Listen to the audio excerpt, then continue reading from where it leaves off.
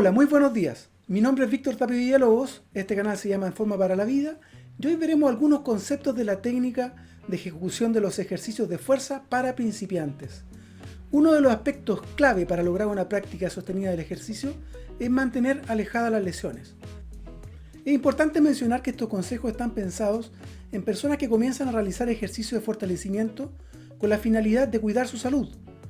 Muchos adultos se encuentran de pronto con la necesidad o las ganas de hacer ejercicio y la mayoría de la información que circula no es para ellos. Este capítulo entonces está destinado a personas que buscan un desarrollo equilibrado de la fuerza, masa muscular, mejorar su apariencia, en definitiva, tener una buena forma física, pero sin exponerse a grandes riesgos de lesiones. Conoceremos algunas recomendaciones generales comunes a la mayoría de los ejercicios para posteriormente en otros capítulos abordar las particularidades de cada ejercicio. Intentaremos explicar en palabras sencillas qué es lo que deberíamos hacer y los fallos que suelen ocurrir. Antes de comenzar, es importante revisar algunas consideraciones previas. En primer lugar, los errores en la práctica están permitidos. Lo importante es detectarlos y corregirlos. En segundo lugar, la técnica se desarrolla progresivamente. Debemos ir simultáneamente trabajando en los aspectos de la ejecución correcta y corrigiendo errores gradualmente, de 1, máximo 2 puntos. Una vez logrado, seguimos avanzando. No podemos pretender trabajar 10 puntos simultáneamente.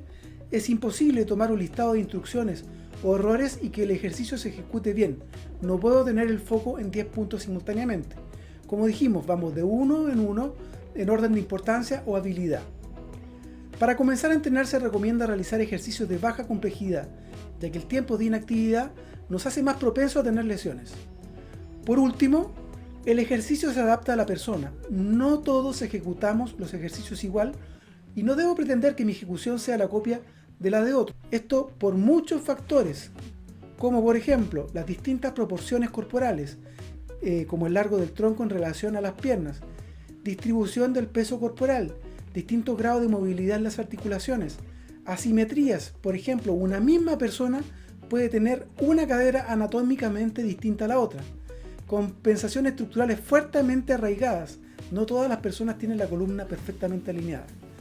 Por estos y muchos otros motivos, nuestra ejecución en muchos casos no será igual a la de los libros y no será igual a la de otros, sin que en eso haya inconveniente. Lo importante es lo que pretendemos lograr con el ejercicio, más que el ejercicio en sí. Si este me causa incomodidad, molestias, dolor o es demasiado complejo, podemos y debemos buscar variantes que nos aporten más.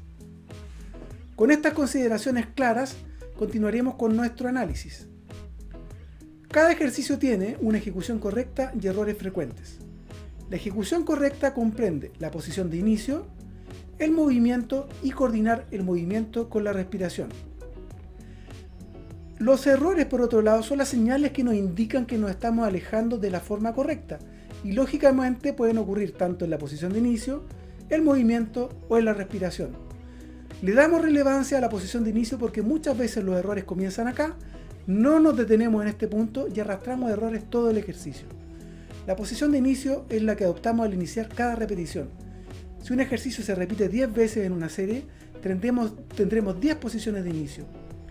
Es importante que esta sea correcta en cada una de ellas. Es fundamental conocer el movimiento que vamos a realizar, qué articulaciones participan, qué función tiene cada articulación en el ejercicio, cuáles darán movilidad, cuál es estabilidad. Estamos diciendo básicamente cuáles estarán más móviles y cuáles más fijas. Sugiero revisar el capítulo de los ejercicios por patrones de movimiento que aparecerá en el enlace. La respiración también tiene un rol importantísimo que solemos pasar por alto y hoy revisaremos. Partamos entonces con los elementos de la ejecución correcta. Analicemos la posición de inicio. Como dijimos, si la posición de inicio es deficiente, es imposible que el ejercicio se ejecute bien, ya que muchas de las indicaciones que mencionaremos se mantienen durante todo el movimiento. Son componentes de la posición de inicio: la postura, los apoyos, la sujeción y ubicación de la resistencia. Una buena postura es fundamental. Debemos tener una alineación del tronco, el cuello y la cabeza. Es decir, la cabeza bien posicionada sobre el tórax y que este esté bien posicionado en relación a la pelvis. Para ello debemos procurar tener la columna neutra. Independiente de si la posición de inicio es de pie, de rodillas, acostado boca arriba, debemos mantener la columna neutra. La mayoría de los ejercicios de fuerza se realizan con la columna neutra o alineada. La columna tiene curvas, pero la suma de estas da un aspecto alineado a la espalda, desde el coxis hasta la cervical. Debemos procurar que ninguna curvatura esté acentuada, es decir, que en el tronco no haya flexión, extensión, flexión lateral ni rotación. Para tener la espalda alineada es importante tener la pelvis neutra. La pelvis es la estructura ósea a la que se unen las extremidades inferiores, a través de las caderas. Puede estar en retroversión o en anteversión, pero debemos intentar que esté en posición neutra. Una buena estrategia para alinear la columna es visualizar una cuerda que tira nuestra cabeza hacia arriba, alargando nuestra columna.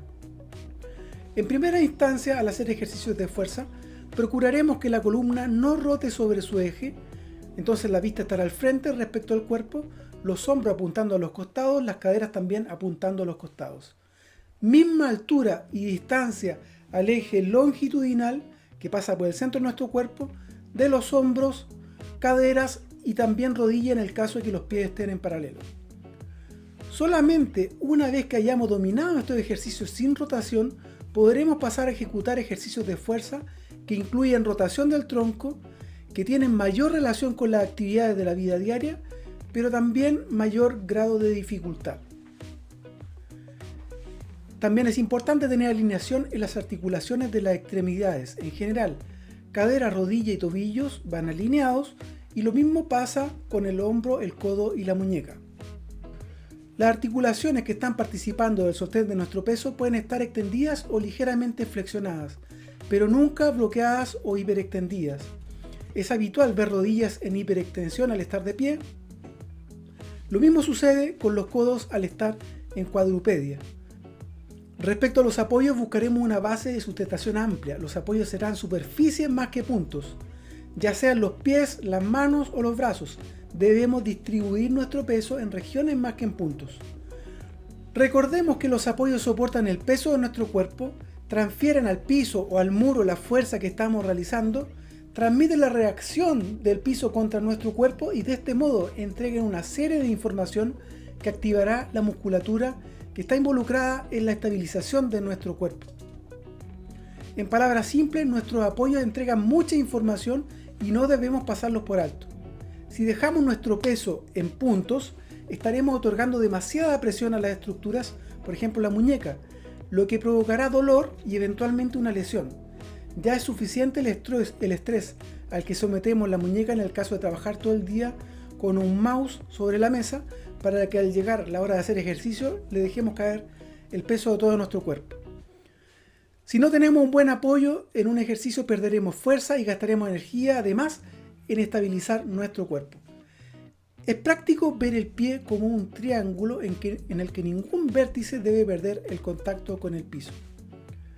En relación a la sujeción y ubicación de la resistencia, debemos tener plena conciencia de la posición de nuestras manos o zonas donde irá sujetada o apoyada la resistencia.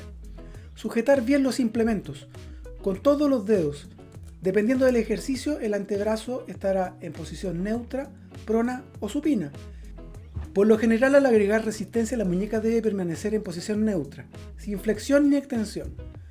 Las mancuernas otorgan mayor libertad que la barra a la hora de elegir posiciones de los agarres. Esto es muy importante, ya que la utilización de resistencias no debe suponer un estrés adicional a las articulaciones. Es por eso que las preferimos, al igual que las bandas elásticas. La ubicación de la resistencia influirá en la posición que adopte nuestro cuerpo y puede inducirnos a posturas exigentes y errores. Ya analizada la posición de inicio, veremos todo aquello relacionado con el movimiento. Para que este sea correcto, debe conservar la postura, apoyos y sujeción de implementos adecuados, realizar movimiento controlado y realizarse en rangos articulares amplios. Durante todo el movimiento debo mantener aspectos mencionados en la posición inicial relacionados con la postura, alineación de la columna, simetría, alineación de las extremidades, conservar buenos apoyos, buena sujeción y control de los implementos. Todo aquello que describimos en detalle anteriormente en la posición de inicio, no debemos descuidarlo durante el movimiento. Durante el movimiento, la proyección de nuestro centro de gravedad siempre debe estar dentro de la base de sustentación. De lo contrario, perderemos el equilibrio. El movimiento debe ser controlado. En primer lugar, debo tener claridad en qué consiste el movimiento. Conocer el movimiento. Como base, es bueno poder diferenciar una sentadilla de una bisagra de cadera, un empuje de una tracción. Nuevamente, si no lo has hecho, sugiero revisar el capítulo de los ejercicios básicos por patrones de movimiento. En el comienzo, y si queremos podemos mantenernos en este enfoque, debemos priorizar el movimiento controlado por sobre aumentar los pesos o la velocidad. Por movimiento controlado nos referimos a un movimiento de velocidad lenta a moderada, sin tironeos, en ambas fases, cuando levanto un peso o cuando lo desciendo. En el caso de los elásticos, cuando extiendo el elástico o cuando se contrae. Para ello es fundamental usar el peso o resistencia adecuada. Pesos o resistencias mayores a las que podemos manejar nos harán perder el control del movimiento o de la postura y recurrir a compensaciones. En relación al rango de movimiento se recomienda primero realizar el movimiento sin peso, comprobar si hay molestias o si por el contrario el movimiento es cómodo, realizar el movimiento en rangos amplios sin llegar a forzar las articulaciones. El límite a este rango estará en molestias, dolor, pérdida del control del movimiento o pérdida de la postura.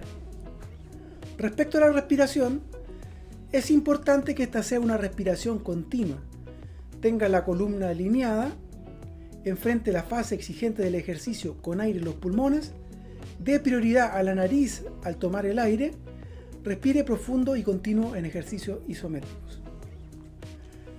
Cuando empezamos a hacer ejercicios se nos hace difícil coordinar la respiración con el movimiento.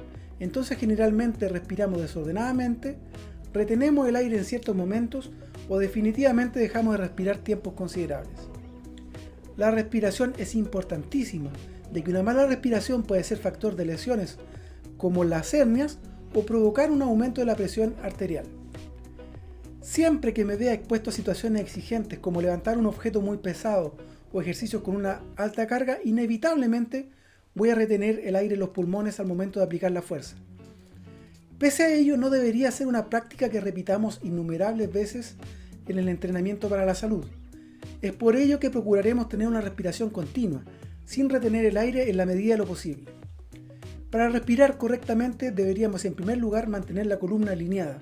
De este modo tengo en la posición correcta todos los músculos involucrados para tener una respiración eficiente, entre ellos el diafragma, transverso del abdomen y músculo del piso pélvico. En ejercicios con carga debo procurar llegar a la zona de mayor exigencia con aire en los pulmones. Esto nos dará mayor estabilidad. Si no puedo coordinar eso, debo al menos mantener una respiración constante, dando la prioridad a la nariz al tomar el aire, y si las demandas de oxígeno son mayores incluimos también la boca. En ejercicios isométricos, estáticos, sin movimiento, como la plancha, también debo procurar respirar profundo y continuo. Veamos ahora algunos errores frecuentes en cada uno de los aspectos de la ejecución correcta mencionados. En la posición de inicio. Respecto a la postura, un error común es no tener la espalda alineada, ya sea en flexión o extensión. Presentar una curvatura en la columna con hombros adelantados y extensión cervical. Ocurre comúnmente cuando tenemos una carga pesada sujetada delante de nuestro. O en el otro extremo, estar demasiado erguido con las articulaciones bloqueadas, pelvis en anteversión y lordosis acentuada. Ambos extremos son errores frecuentes. La columna en flexión o en extensión. En ambos casos estamos entorpeciendo el movimiento y sometiendo estructuras de la columna y articulaciones a estrés. Si el ejercicio de miembros inferiores es habitual descuidar la postura de los miembros superiores y el cuello. Por el contrario, cuando el ejercicio es del tren superior, es habitual descuidar la posición de los miembros inferiores. Con frecuencia se posicionan los pies asimétricos, lo que conlleva a la pelvis estar en posición desnivelada, que a su vez conlleva que la columna esté en rotación o flexión lateral. En ejercicios como la plancha, Superman o patadas, muchas veces no sabemos qué hacer con el cuello.